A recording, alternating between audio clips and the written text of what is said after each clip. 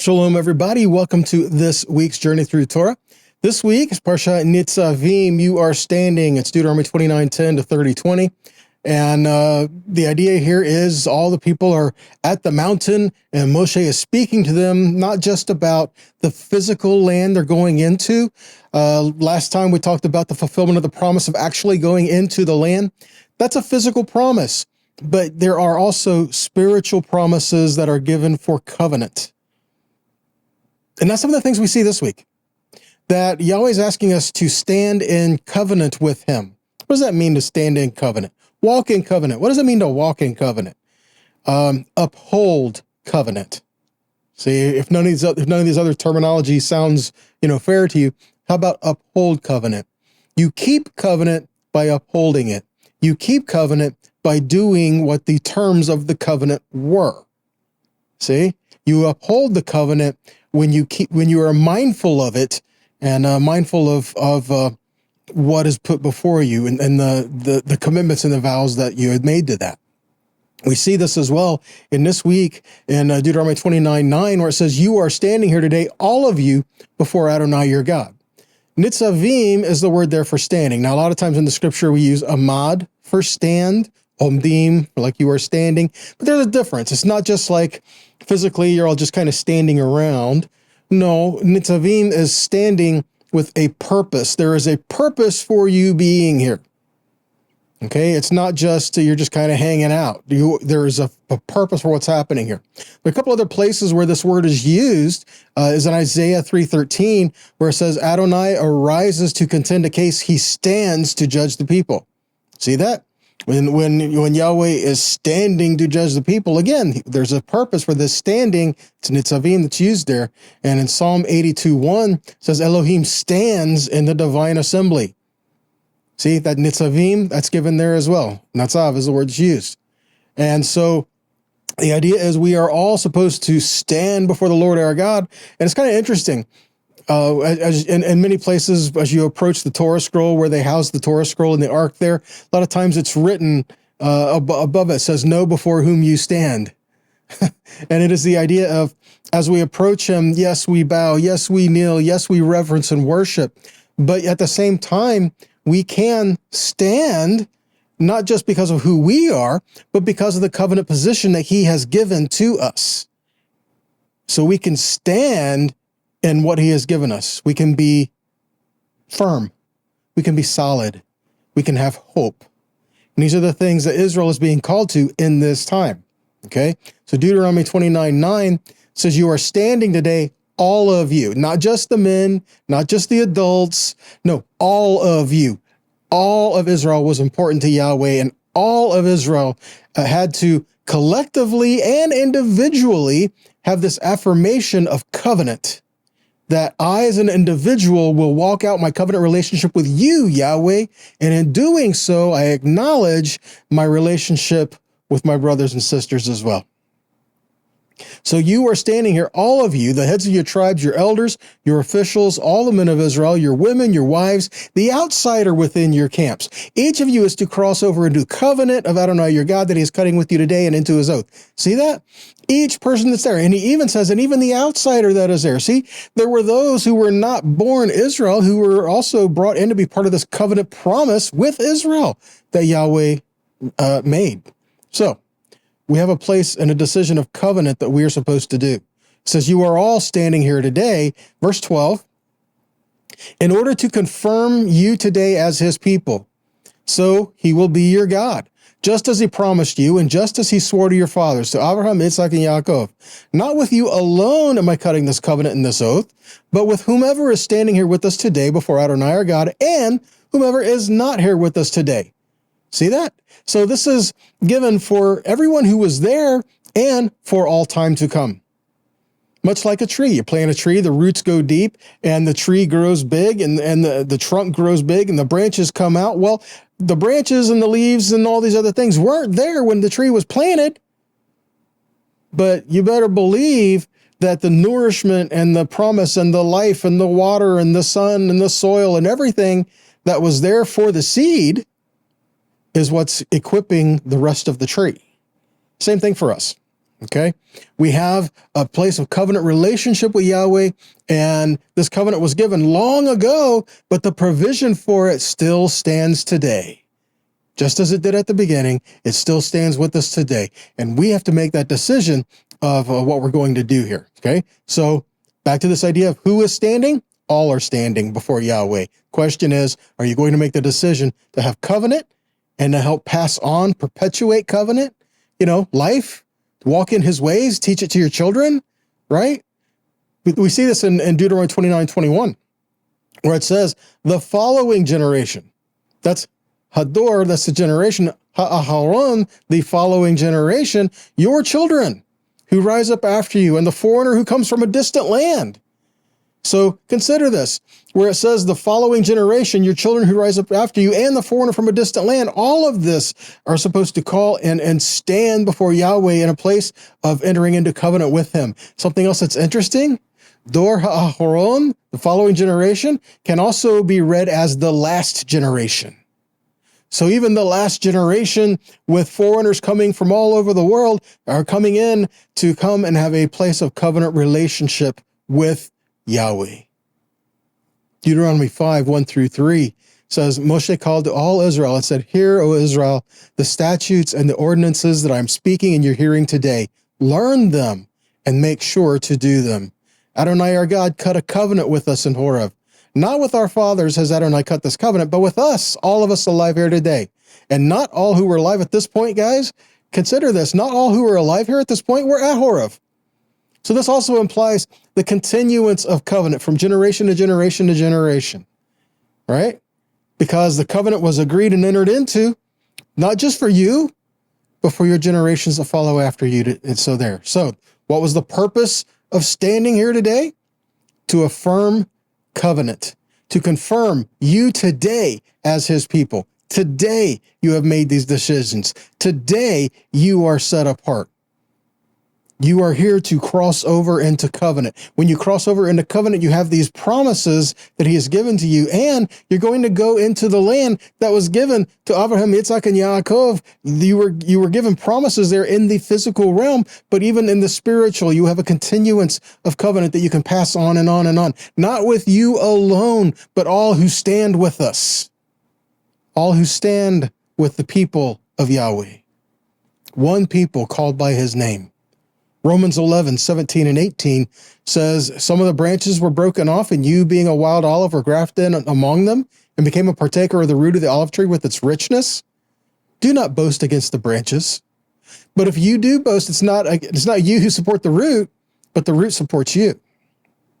So again, if we're grafted into a people of Israel, we're grafted into a place of covenant and promise. We're not replacing anybody, but we're supposed to come alongside and be brothers with.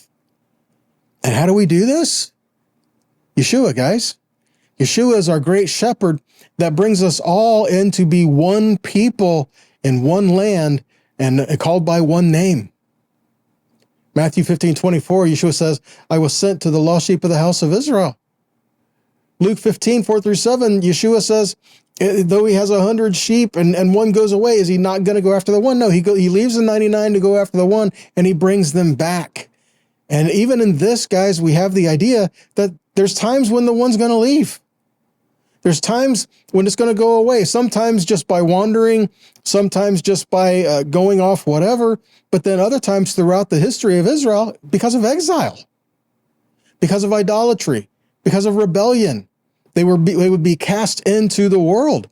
But even in that, there's a promise that the shepherd, our great shepherd, will bring Israel back.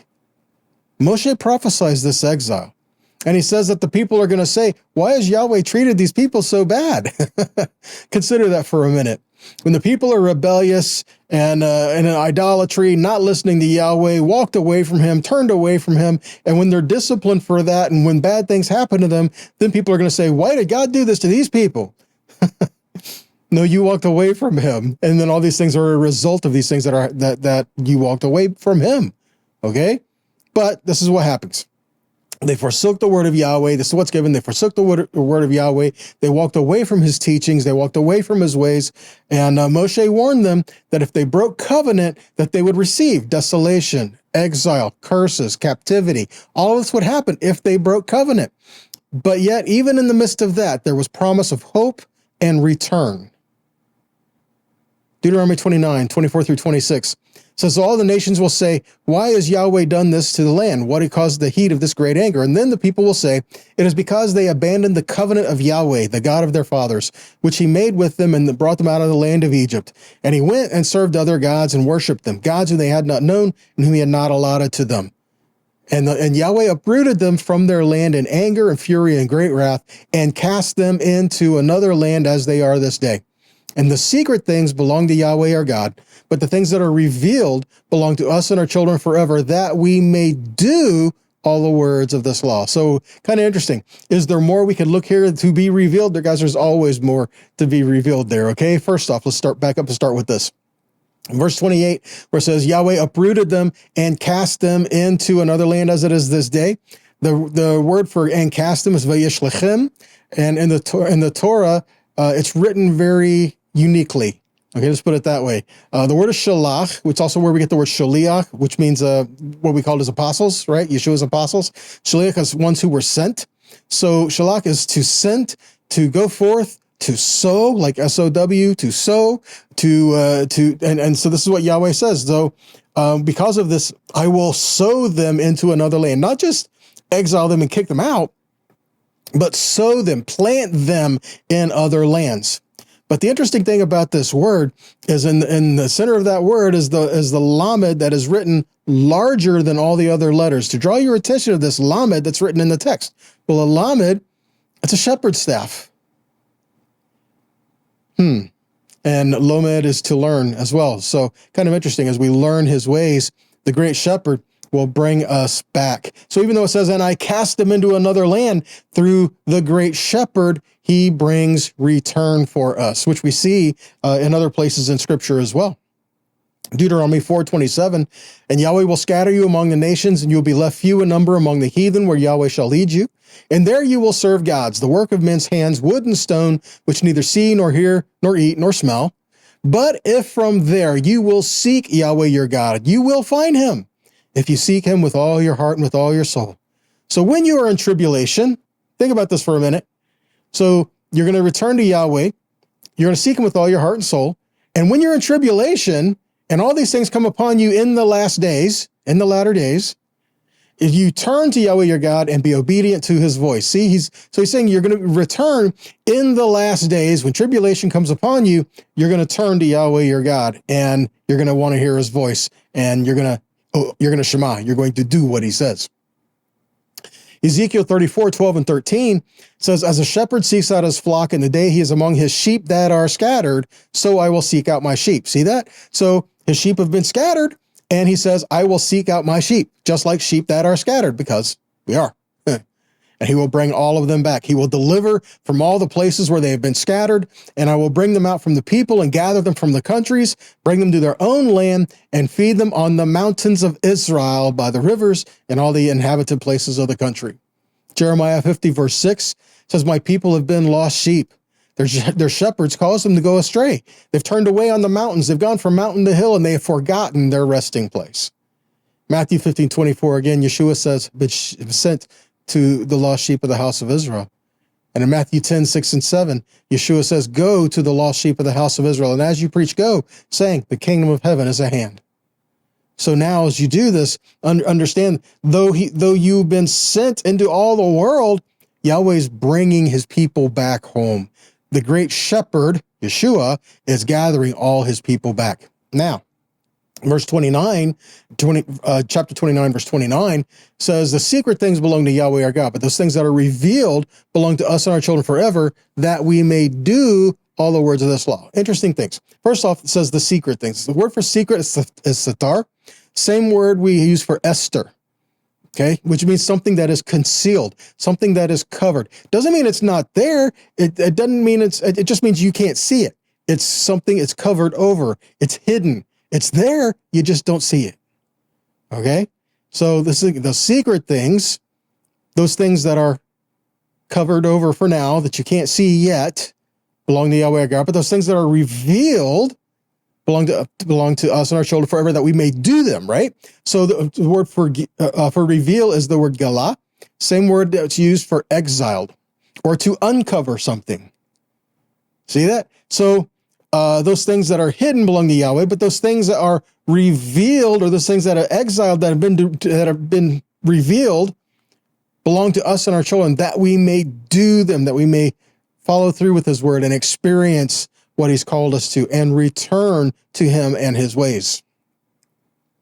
Deuteronomy 30 verses 1 through 6 says, so when all these things come upon you, the blessing and the curse that I've set before you, and you call to mind the nations where Yahweh your God has driven you, and you return to Yahweh your God and your children and obey his voice and all that I command you today with all your heart and with all your soul. Again, to return, that shuvah, it's the same word used for repentance, right? To return and obey his voice. You can't return to him if you will not listen to him.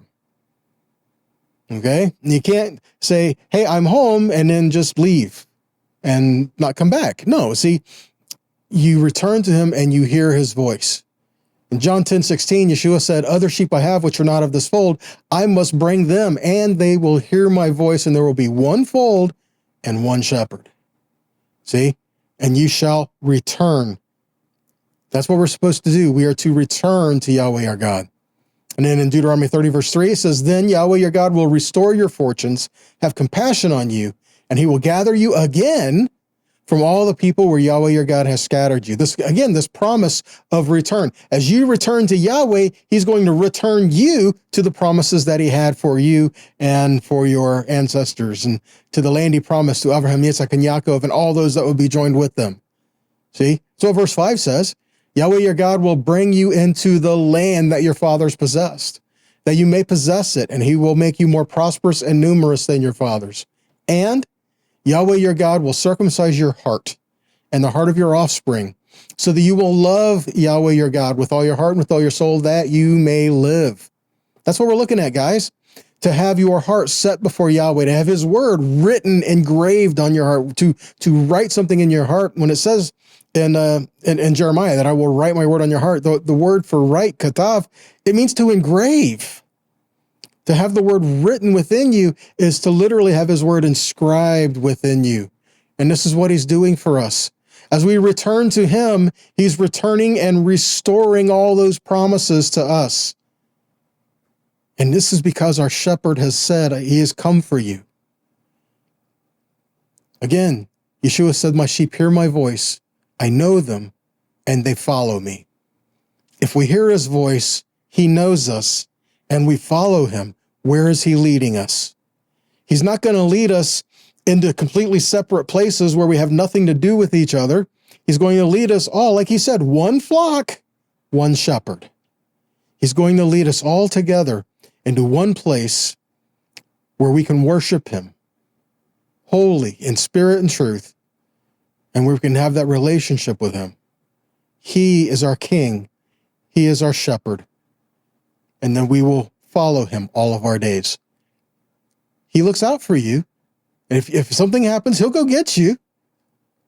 But the goal is that you remain with him in his presence and walk with him all the days of your life.